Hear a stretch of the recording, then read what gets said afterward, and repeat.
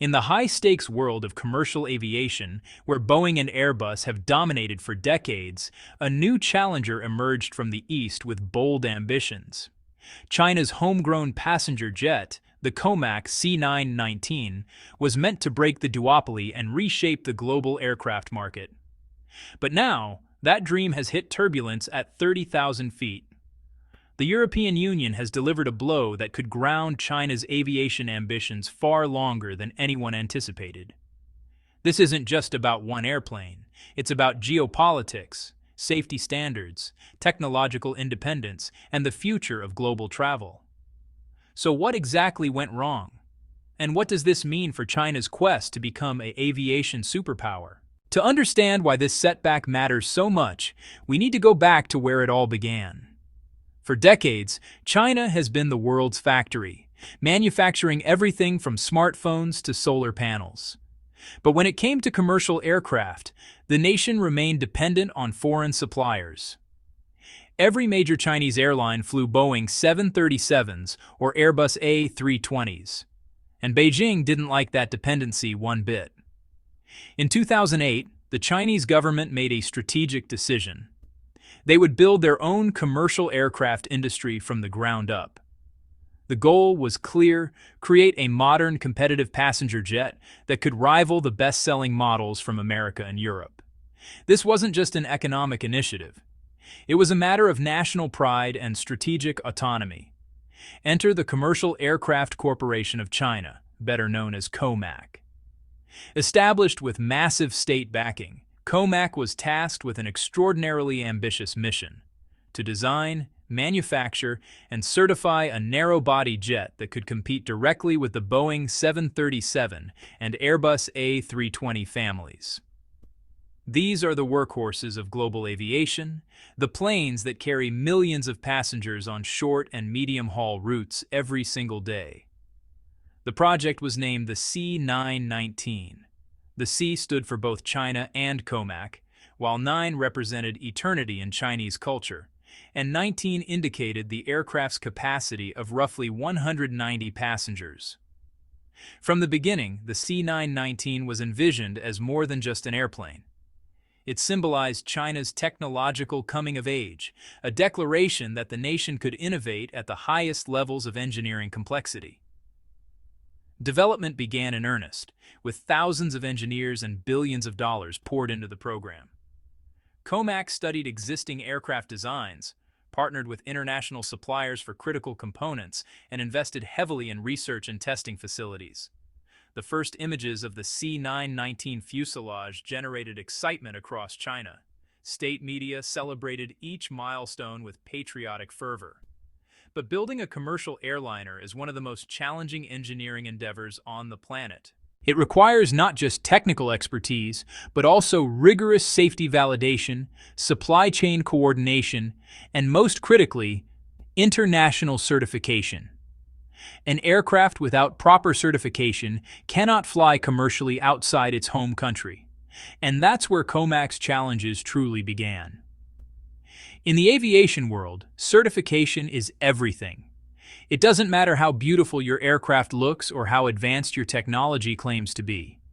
If you can't prove to regulatory authorities that your plane is safe, reliable, and meets strict international standards, it will never carry paying passengers across borders. There are 3 major aviation regulators that matter most in the global market. First, there's the Federal Aviation Administration in the United States, the FAA. Then there's the European Union Aviation Safety Agency, known as EASA. And finally, China has its own regulator, the Civil Aviation Administration of China, or CAC. Each operates independently, with its own testing protocols and safety requirements. For an aircraft manufacturer, the ultimate goal is to obtain certification from all 3. Why? Because airlines operate globally. A Chinese carrier might fly from Beijing to Paris, then on to New York. If the aircraft isn't certified by European and American authorities, those routes become impossible. The plane gets grounded at the border, metaphorically speaking. Boeing and Airbus have spent decades building trust with these regulators. Their aircraft undergo exhaustive testing. thousands of flight hours, extreme weather simulations, component stress tests, emergency scenario evaluations. Every system, from the engines to the entertainment screens, must be documented and verified. The certification process typically takes several years and costs hundreds of millions of dollars. COMAC understood this reality from day one. The C919 received its first certification from Chinese regulators, the CAAC, in September 2022. This was a major milestone, allowing the aircraft to begin commercial operations within China. China Eastern Airlines became the launch customer, operating the first revenue flights on domestic routes. State media broadcast these inaugural flights with great fanfare, positioning them as historic achievements for Chinese aviation. But COMAC always knew that domestic certification was just the beginning. To truly compete with Boeing and Airbus, the C919 needed Western approval. The company applied for certification with both the FAA and EASA, hoping to open doors to international markets. Airlines in Europe, Southeast Asia, Africa, and beyond represented billions in potential revenue. Without certification, those markets remained completely out of reach. American certification seemed unlikely from the start. Political tensions between Washington and Beijing have escalated dramatically in recent years. Trade wars, technology bans, national security concerns, the relationship has grown increasingly adversarial. Many analysts predicted the FAA would drag its feet on C919 certification, citing both political considerations and legitimate technical concerns about Chinese manufacturing standards. But Europe appeared different. The European Union, while allied with the United States, has historically maintained a more pragmatic approach to China. European companies have significant business interests in Chinese markets. Airbus itself has major manufacturing facilities in China and counts Chinese airlines among its biggest customers. Many observers believed EASA might be more receptive to certifying the C919, especially if it meant gaining leverage in the complex geopolitics of global aviation. That hope has now been shattered. The announcement came quietly, without the dramatic press conferences or political grandstanding that often accompany such decisions. European aviation regulators informed COMAC that the C919 would not receive EASA certification in the foreseeable future. The reasons cited were technical, bureaucratic, and deeply consequential. According to sources familiar with the decision, EASA identified numerous concerns during its evaluation process. These ranged from documentation standards to questions about long-term reliability data. But perhaps most significantly, regulators expressed unease about the international supply chain embedded within the C919 itself. Here's where things get complicated. Despite being branded as a Chinese aircraft, the C919 relies heavily on Western technology and components. The engines, for example, are CFM LEAP-1C turbofans, manufactured by CFM International, a joint venture between American company GE Aviation and France's Safran Aircraft Engines. The avionics systems include technology from American suppliers like Honeywell and Rockwell Collins. Flight control systems, landing gear, even the auxiliary power unit. Many critical components come from outside China. This was always part of COMAC's strategy. Building a modern airliner requires a global supply chain. Even Boeing and Airbus source components from dozens of countries. COMAC chose to partner with established, proven suppliers rather than attempting to develop everything domestically. It seemed like a pragmatic approach. But geopolitics has a way of complicating pragmatism. American export controls and technology transfer restrictions have grown significantly stricter. Washington views certain aerospace technologies as strategically sensitive. There are concerns that certifying the C919 could inadvertently facilitate Chinese access to advanced Western aviation technology, potentially enabling reverse engineering or military applications. European regulators found themselves caught in this geopolitical crossfire. On one hand, they face pressure from the United States to maintain technological barriers with China. On the other, they must uphold their reputation as independent, safety-focused arbiters of aviation standards. The decision to deny certification appears to reflect both technical reservations and political reality. EASA's official statements emphasized safety and regulatory compliance. Spokespersons noted that the certification process requires extensive documentation, transparent manufacturing practices, and verifiable quality control systems. They suggested that COMAC had not yet met these standards to European satisfaction. But reading between the lines, the message was clear. Europe is not ready to bet its aviation safety reputation on a Chinese aircraft, especially one so deeply intertwined with Western component suppliers operating under increasing political pressure. The implications are enormous. Without European certification, the C919 cannot operate commercial flights to any of the 27 EU member states. That means no routes to Paris, Frankfurt, Amsterdam, Rome, or Barcelona. It also effectively blocks access to many other countries that defer to EASA standards for their own aviation safety decisions. Nations across Africa, the Middle East, and parts of Asia often accept EASA certification as sufficient proof of airworthiness. Without that stamp of approval, COMAC faces a dramatically reduced potential market. The rejection from Europe creates a cascade of consequences that extend far beyond one aircraft program. Let's start with the most immediate impact: COMAC's business prospects. The company has received orders for over 1,000 C919 aircraft. That sounds impressive until you realize that nearly all of those orders come from Chinese airlines, many of them state-owned enterprises. These carriers are essentially obligated to support the domestic aviation industry. While that provides a foundation for production, it severely limits growth potential. International airlines, particularly those in Europe and allied regions, now have little incentive to consider the C919. Even if the aircraft proves reliable and cost-competitive, the lack of EASA certification makes it operationally impractical. Airlines want flexibility, the ability to deploy aircraft across their global networks without regulatory constraints. A plane that can only fly within China and a handful of other markets represents a significant limitation. This hurts COMAC's economies of scale. Aircraft manufacturing becomes more cost-efficient as production volumes increase. Boeing and Airbus produce hundreds of planes annually, spreading development costs across a large customer base. If COMAC remains confined to the Chinese domestic market, production volumes will be lower, unit costs will be higher, and profitability becomes much harder to achieve. There are also implications for China's broader aviation sector. Chinese airlines have been expanding aggressively for years, driven by a growing middle class with increasing appetite for travel. Before the COVID-19 pandemic, China was on track to become the world's largest aviation market by passenger volume. Even with recent economic headwinds, long-term growth projections remain strong.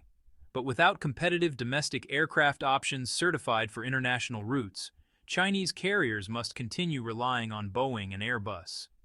This perpetuates the very dependency that the C919 program was designed to eliminate. It also leaves Chinese airlines vulnerable to geopolitical tensions. If relations with the West deteriorate further, access to spare parts, maintenance support, and new aircraft deliveries could become uncertain. Then there's the question of national prestige. China has invested extraordinary resources into becoming a technology leader. From semiconductors to electric vehicles, artificial intelligence to space exploration, Beijing has made technological self-sufficiency a central pillar of its economic strategy. The C919 was supposed to be a showcase achievement, proof that China could master even the most complex industrial challenges. The European rejection undermines that narrative. It suggests that despite years of effort and billions in investment, China still cannot produce an aircraft that meets Western safety and quality standards. State media will undoubtedly spin the decision as Western protectionism or politically motivated obstruction. And there may be some truth to that characterization. But it doesn't change the fundamental reality. The C919 remains locked out of the most lucrative global markets. To fully understand this situation, we need to zoom out and examine the bigger picture. The C919 certification saga is really a microcosm of the intensifying technological competition between China and the West. For decades, the global economy operated on a principle of interdependence. Countries specialized in different industries, traded extensively, and benefited from integrated supply chains. China became the world's manufacturer. Western nations focused on high-tech innovation and services, and everyone seemed to prosper from this arrangement. But that era is ending. The rise of China, as both an economic powerhouse and potential geopolitical rival, has triggered a fundamental reassessment in Washington, Brussels, and other Western capitals. Policymakers increasingly view technology through a security lens. Industries once considered purely commercial, semiconductors, telecommunications equipment, artificial intelligence, aerospace, are now seen as strategic assets that must be protected from adversaries.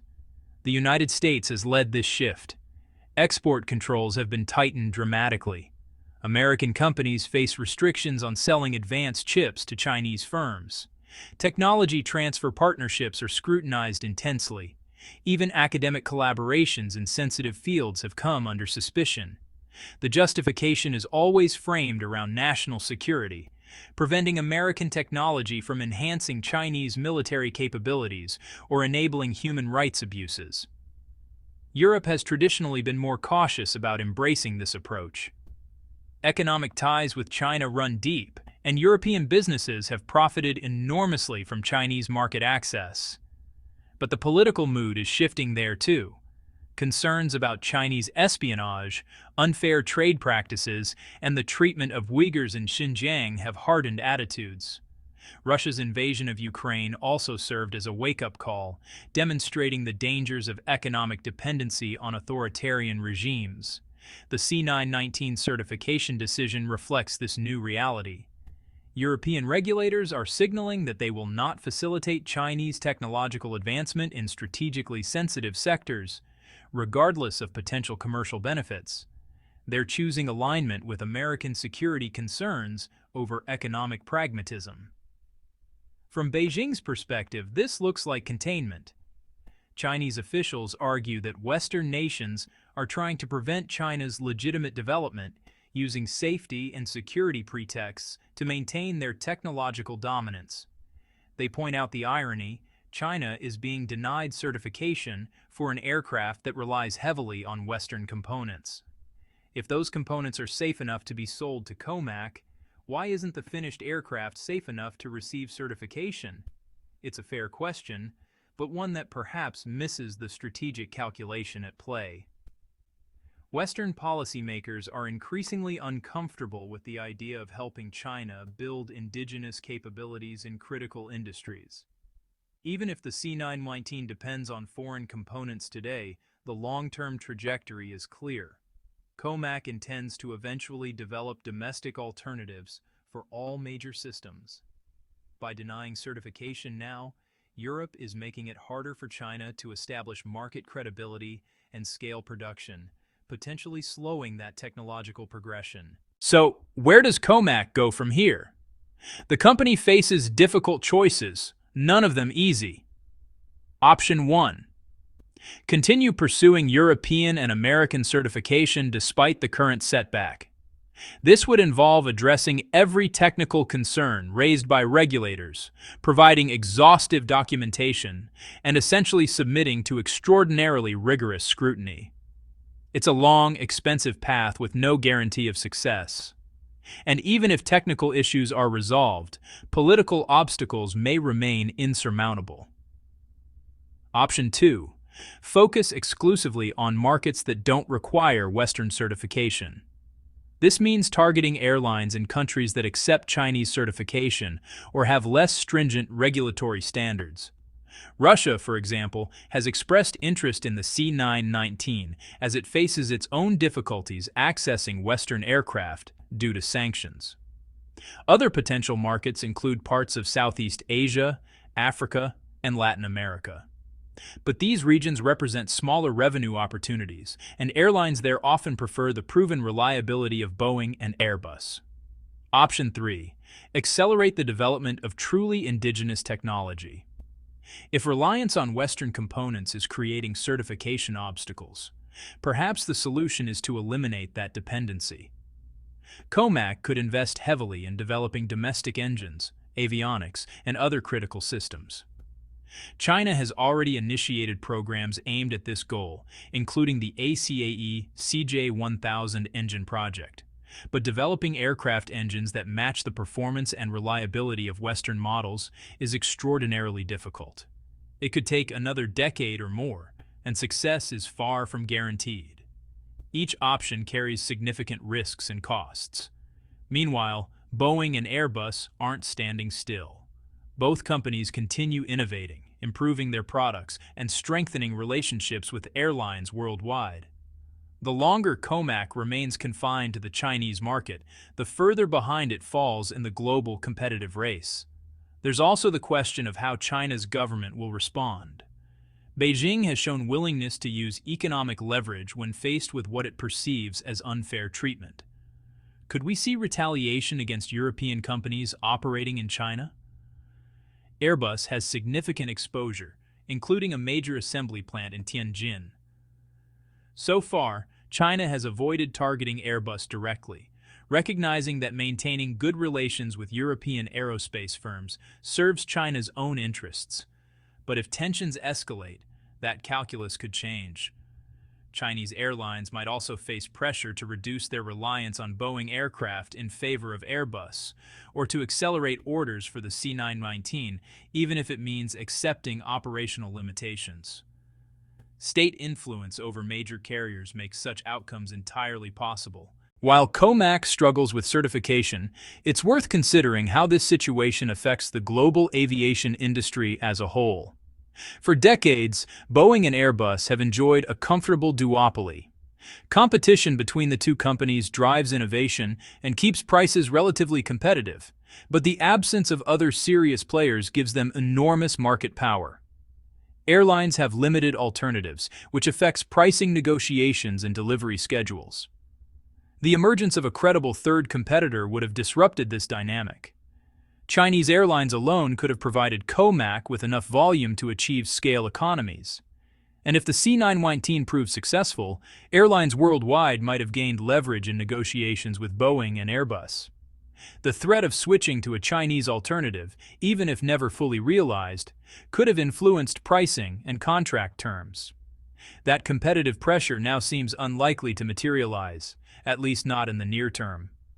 Boeing and Airbus can breathe easier, knowing their dominance remains unchallenged. But this may not be entirely positive for the industry. Lack of competition can lead to complacency. Innovation may slow. Prices may creep higher. Airlines and passengers ultimately bear the costs. There are also implications for regional jet manufacturers. Companies like Brazil's Embraer and Canada's Bombardier, now largely absorbed into Airbus, produce smaller aircraft for regional routes. COMAC has also developed the ARJ-21, a regional jet that has entered service with Chinese airlines. If the C919 remains blocked from international markets, COMAC might shift focus toward expanding ARJ-21 production and pursuing certification for that smaller aircraft instead. This could create different competitive dynamics in the regional jet market.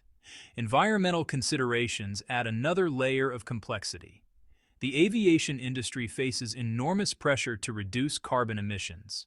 Next-generation aircraft designs, including potential hydrogen-powered or electric planes, are being explored by manufacturers worldwide.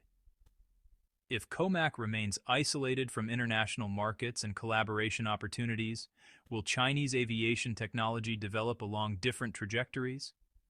Could we end up with incompatible standards and duplicated research efforts, slowing global progress towards sustainable aviation? The C919 story offers several important lessons about globalization, technology, and power in the 21st century. First, it demonstrates that truly advanced manufacturing remains extraordinarily difficult. China has become the world's factory for many products, but aircraft represent a different level of complexity. The integration of thousands of components, the extreme safety requirements, the need for long-term reliability, these challenges cannot be overcome simply through massive investment and state support. Technical expertise, institutional knowledge, and proven track records matter enormously in aerospace. Second, the case highlights how deeply intertwined modern technology has become with geopolitics. There was a time when commercial aviation existed somewhat apart from great power competition. Airlines cared about performance and cost. Regulators cared about safety. Political considerations were secondary. That era is over. Now every major technology sector is viewed through strategic lenses. Decisions about certification, supply chains, and market access are inseparable from broader questions about national security and geopolitical rivalry. Third, the situation reveals the growing fragmentation of global systems. We may be witnessing the emergence of parallel technological ecosystems, one centered on the United States and its allies, another around China and its partners. Different standards, different supply chains, different markets. This fragmentation creates inefficiencies and raises costs. It may also slow innovation by reducing collaboration and knowledge sharing. But it seems increasingly inevitable as trust between major powers erodes. For China specifically, the C919 Setback illustrates both the achievements and limitations of state-directed technological development. On one hand, China has demonstrated remarkable capacity to mobilize resources, build infrastructure, and develop complex products.